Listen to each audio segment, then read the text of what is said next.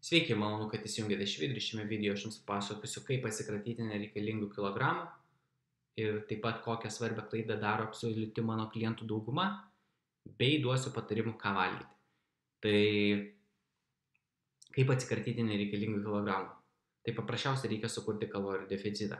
Kaip sužinoti, kiek kalorijų jums reikia suvartoti? Tai pavyzdžiui, Google paieškoje suveskite Calories Calculator, tada suveskite savo duomenis ir gausite, kiek jums kalorijų reikia suvalgyti per dieną, tam, kad atsikratytumėte nereikalingų kilogramų, o tada jau galite pradėti planuoti mitybą pagal maistinės medžiagas ir valgyti tokį maistą, kokį norite valgyti. Tada kokia yra pagrindinė klaida, kurią daro absoliuti klientų dauguma, tai yra ta pati klaida. Žmonės nežino, kiek kalorijų suvartoja. Ir žmonės dažniausiai to nedaro, nes tingi, kiti turi didelį ego, kiti paprasčiausiai nenori kontroliuoti savo mitybos raciono ir nenori numesti svorio. Ir būtent jeigu jūs to nedaro, tai negalite nei intuityviai valgyti, nei negalite pasiplanuoti mitybos ir visą laiką yra tas, ai darau kažką, bet nežinau, kodėl nepasiekiu tų rezultatų.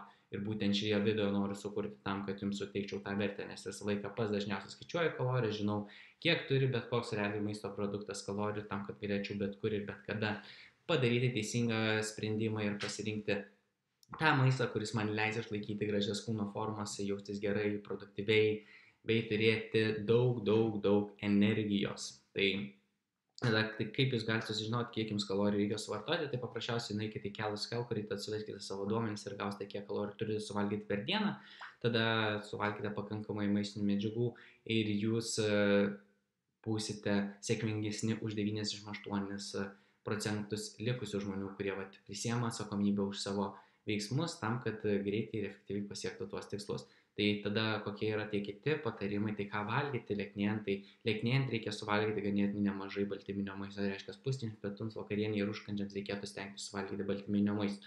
Ir į tai įeina, tarkim, mėsa, paukštiena, žuvis, jūros gėrybės, pieno produktai, kiaušiniai, baltyminiai batonėliai, baltyminiai papildai, balio koks nors pudingas.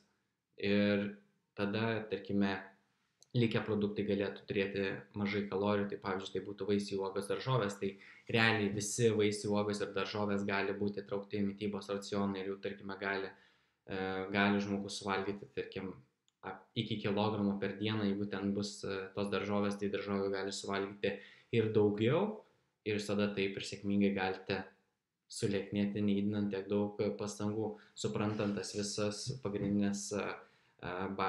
suprantat pagrindinius bazinius dalykus apie būtent tą mitybos planavimą. Aš puikiai taikau savo mitybos racione visas šias gaires ir sėkmingai sugebu išlaikyti tą pasiektą savo kūną ir galite matyti, visą laiką vaikštai su sixpacku, turi energijos, gerai jautiesi ir viskas puiku. Tai tikiuosi, tie patarimai buvo naudingi jums, jeigu jums reikia individualios pagalbos, kad suprasime tikrai ar teisingai viską darote, tai drąsiai galite man parašyti asmeninę žinutę, išsiaiškinsiu, kokia yra jūsų ta situacija ir tada galėsime kartu žymiai greičiau ir efektyviau pasiekti išsikeltus tikslus. Tai ačiū, kad išklausėte šį video, tikiuosi video buvo naudingas ir pasimatysime kitą kartą. Iki greito, mielieji.